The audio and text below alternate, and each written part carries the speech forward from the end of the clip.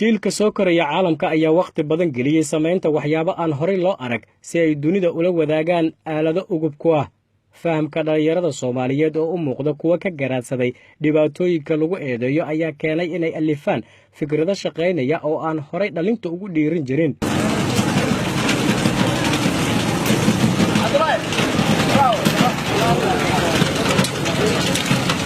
Cabdulaahi Maxamed Cali Nageeye oo ah wiil dhalinyaro ah ayaa sameeyay baabuur taangiya oo aan horey noociisa qof Soomaaliya u farsamayn.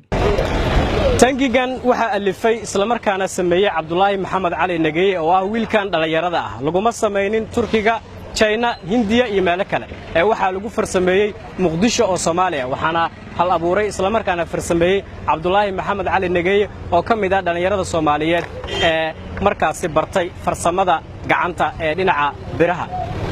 sida taangiyada dunida laga isticmaalo oo kale ayuu taangigan waxa uu leeyahay motor iyo silsilad uu ku socdo markana waxa uu ka dhaqaaqay goobtii lagu farsameeyay banaanka ayuuna ula dhaqaaqay Cabdulaahi oo ah darawalka iyo sameeyaha taangigaas.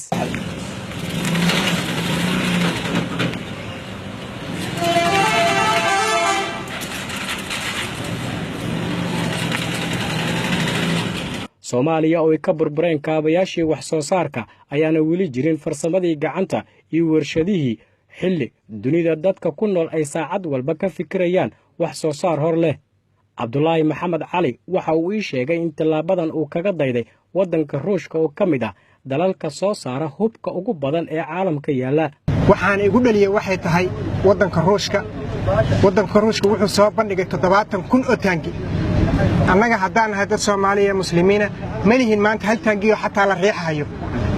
waxyaabaha gaabiskaas ugu keenna waxay tahay annagoo danteennii gaar ahaaneed guud ka hormarinay danteenna gaar ahaaneed.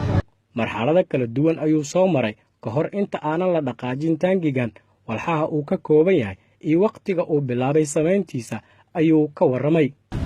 wallaahi gaarigan waxa weeye juhdi fara badan ayaan geliyey dhowr bilood aan u samrahayay ayagoo markay dadku arkaan ay leeyihiin war waxaani maahan ii sheeg wax macquul ah iska dhaaf. marka baabuurkan wuxuu ka kooban yahay waa 4 lugood waxaan u soo qaaday haddana bokisyadii aan u jarjaray shinyeeri aan u sameeyay si ay markay lugtu wareegsataba uu bokisku isu soo laabo hadduu isu soo laabaa.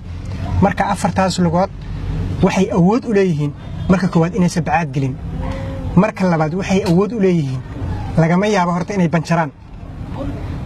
tan saddexaad waxa weeye silisku markuu awood uu yacni tugmo waxaa jira meelo yar oo register laga saaro silisku uu isi soo dabcinayo isla markaas. waxaa jiro bokisyadan iyo biyaatooyin iyo waxay ka kooban yihiin motorkana u jeedaan iyo kan biyo gadaal asaguna yaallo. marka motorka geerkiisa halkaana laga gelinaa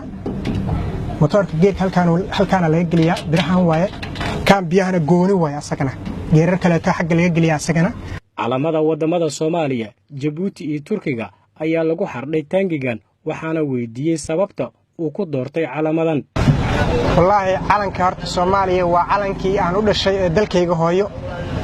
calanka labada garbood iiga saarana waxay tahay calanka Jamhuuriyadda Djibouti xaqiiqan waa dad walaalaheena dhammaan ummadda Soomaaliyeed.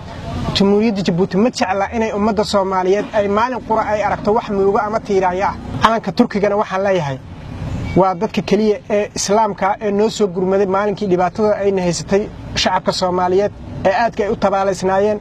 waa awoodda kaliya ay maanta islaamku ku faano, waa quwadda kaliya maanta haddii qof muslim ah wadamo shisheeye lagu dhibaataynayo ninka kaliya oo ka hadli karaahay waa Rajab Tayyip Erdogan.